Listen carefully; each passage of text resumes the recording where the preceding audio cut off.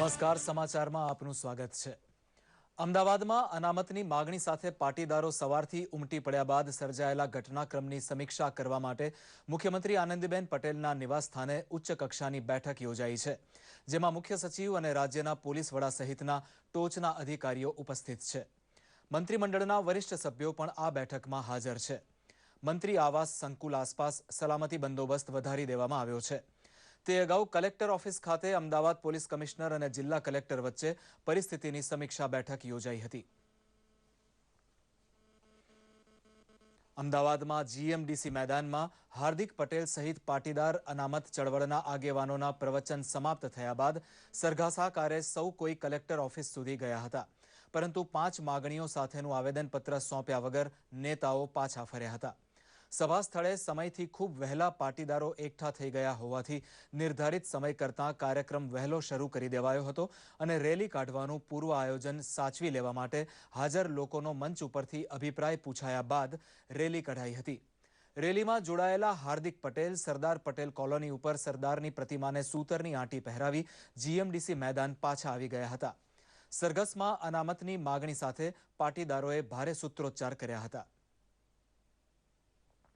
તે અગાઉ અમદાવાદના જીએમડીસી મેદાનમાં ગુજરાતભરના પાટીદારોએ ભેગા થઈ ઓબીસી કેટેગરીમાં અનામત મેળવવા માટે શક્તિ પ્રદર્શન જેવી સભા યોજી હતી, જેમાં પાટીદાર અનામત આંદોલન સંભાળતા આગેવાનોએ પોતાના સમાજની ભલાઈ માટે અનામત કેટલી જરૂરી છે તે સમજાવ્યું હતું। 21 વર્ષનો હાર્દિક પટેલ અનામત ચળવળનો ચહેરો છે। આ પ્રસંગે હાર્દિક પટેલે કહ્યું હતું કે અનામતની માગણી પૂરી કરવા માટે બંધારણ બદલી શકાય છે। રેલીને લીધે ગોઠવાયેલી સલામતી વ્યવસ્થાને કારણે અમદાવાદીઓને નોકરી ધંધે પહોંચવામાં ખાસી મુશ્કેલીનો સામનો કરવો પડ્યો હતો। જીએમડીસી મેદાન આસપાસ વાહન વ્યવહાર બંધ કરાયો હતો।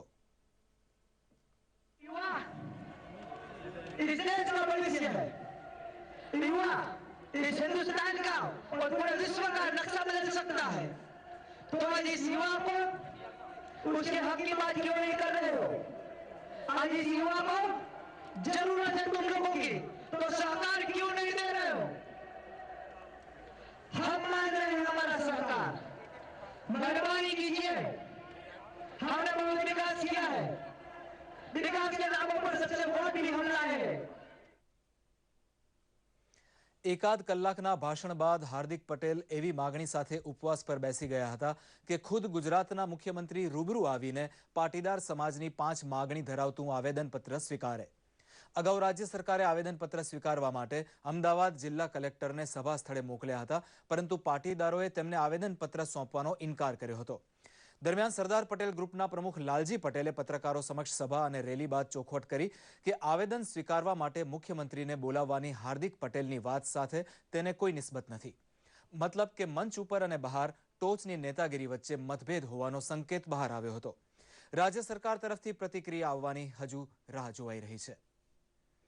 संसदीय कार्यमंत्री वेंकैया नायडुए કહ્યું છે કે રાજકીય પક્ષો સાથે મહત્વના ખરડા પસાર કરવાની અનિવાર્યતા વિશે પરામર્શ કરીને સંસદના ચોમાસુ સત્રની બીજી બેઠક બોલાવવા પર સરકાર સક્રિય વિચાર કરી રહી છે। જીએસટી ખરડો મંજૂર કરાવવા માટે વિપક્ષના યોગ્ય સૂચનનો સ્વીકાર કરવા સરકાર તૈયાર હોવાનું જણાવવા સાથે શ્રી નાયડુએ ઉમેર્યું હતું કે સંસદની કાર્યવાહી વિપક્ષે ચાલવા દેવી જોઈએ। कांग्रेसना नेता मल्लिकार्जुन खड़गेए ચોમાસુ સત્રની બીજી બેઠક બોલાવાય તો સહકાર આપવાની કશી ખાતરી આપ્યા વગર કહ્યું હતું કે જીએસટી ખરડામાં કઈ કલમમાં શું સુધારા સરકાર કરવા માંગે છે તે વાંચ્યા બાદ કોંગ્રેસ આ અંગે વલણ સ્પષ્ટ કરશે। ગઈકાલે ભારે ધોવાણ સાથે બંધ થયેલું મુંબઈ શેર બજાર આજે 383 પોઈન્ટના સુધારા સાથે ખુલ્યું હતું, પરંતુ ત્યારબાદ સેન્સેક્સમાં 150 પોઈન્ટ આસપાસની વધઘટ સતત રહેવા પામી હતી। બીજી બાજુ નિફ્ટી પણ 38 પોઈન્ટના ઉછાળા સાથે ખુલ્યો હતો અને તેમાં સેન્સેક્સની ચાલ પર વધઘટ નોંધાઈ હતી। ગભરાટભરી વેચવાલીના ભારે દબાણ અને અનિશ્ચિતતા વચ્ચે ચંચળ બનેલા સેન્સેક્સમાં 291 પોઈન્ટના સુધારા સાથે બજાર 26,032ની સપાટીએ બંધ રહ્યું હતું। નવસારીના મહુવર સેજાના સર્કલ ઇન્સ્પેક્ટરને એસીબીએ લાંચ લેતા રંગે હાથ ઝડપી લીધા છે। નવસારીના જલાલપોરમાં આવેલા સંદલપોર ગામની ખેતીની જમીન બિનખેતીમાં તબદીલ કરાવવા માટે ફરિયાદી કલ્પેશભાઈએ અરજી કરી હતી।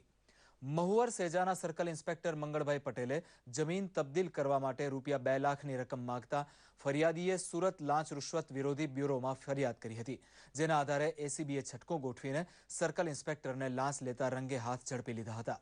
ભ્રષ્ટાચાર વિરોધી શાખાએ નવસારીમાં કડક હાથે કામ શરૂ કરતા ભ્રષ્ટાચારીઓમાં ફફડાટ ફેલાયો છે.